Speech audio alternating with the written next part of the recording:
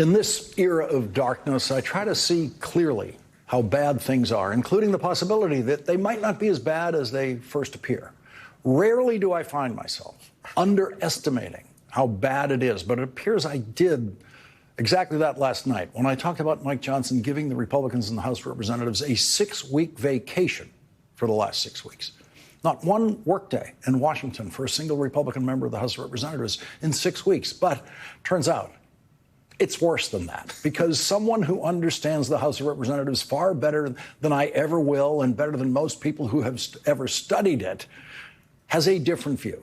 Congressman Jim McGovern, the top Democrat on the House Rules Committee, said, we need to start talking about the fact that Mike Johnson has basically abolished the House of Representatives. He has made himself irrelevant and pointless, shrinking the speakership so much that his role has become a pathetic echo of what it used to be.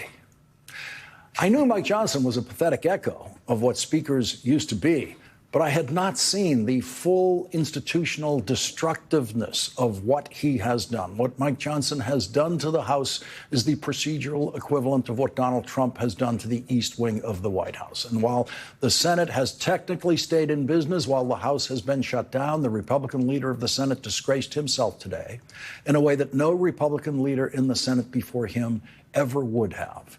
The Republican Senate Majority Leader John Thune today personally blocked an attempt by Senate Democrats to pass a bill that would specifically fund the Supplemental Nutrition Assistance Program, a bill that would have passed with possibly dozens of Republican votes if John Thune had just allowed it to come to a vote. And so John Thune personally killed a legislative solution to the hunger crisis that is going to be created by Donald Trump refusing to fund the Supplemental Nutrition Assistance Program, even though the funding exists in the relevant department and is ready to pay for that food. Bob Dole was by far the most honorable Republican leader of the United States Senate who I have known. And when I was working on the Democratic side of the Senate and Bob Dole was the leader of the Republican side of the Senate, there wasn't a day that I didn't respect his principled opposition to some of the things that we were trying to do. And often enough, the Democratic side of the Senate would welcome Bob Dole's cooperation in what we were trying to do. It was Bob Dole who created the food stamp program in a legislative partnership with the most liberal Democratic member of the United States Senate at the time, George McGovern. There is no more painful measure of how far the Republicans in the Senate have fallen than the difference between Bob Dole creating the food stamp program and making sure it was always funded, and the current Republican leader of the Senate trying to kill it. Joining us now is Democratic Congressman Jim McGovern of Massachusetts. He's the ranking member of the House Rules Committee and a member of the House Agriculture Committee. And the House Agriculture Committee is, of course, where the food stamp program is located. It was located by Bob Dole because he thought this is good for his agricultural state. With the excess food that's produced, this is what we can do with it.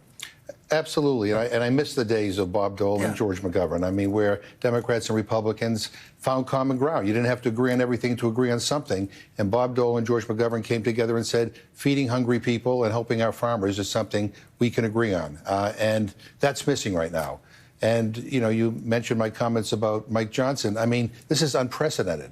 I mean, even if the Senate were to act on a freestanding bill to fund the SNAP program, the House is not meeting. We haven't met in formal session in 6 weeks. I mean, Republicans are home, like on vacation or laying on the couch. I don't know where the hell they are. But Mike Johnson ought to tell his Republicans to get their ass on a plane and come back to Washington and get to work. Republicans are big on demanding work requirements for people on SNAP and people on Medicaid. There ought to be work requirements for Republicans to actually show up and do their job if they want a paycheck. The money exists to fund the nutrition program. Nothing. It doesn't matter that there's a government shutdown.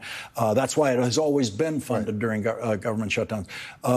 So would you explain exactly where the money is right now, how it is normally used, and this is what the states are suing about, is use that money that you're supposed to use. Right, and I'm grateful to the attorney generals for suing, and I think tomorrow in Massachusetts, before federal courts, this topic will be heard, and I trust the judge will rule that Donald Trump has a legal obligation to spend that money. There's a contingency fund.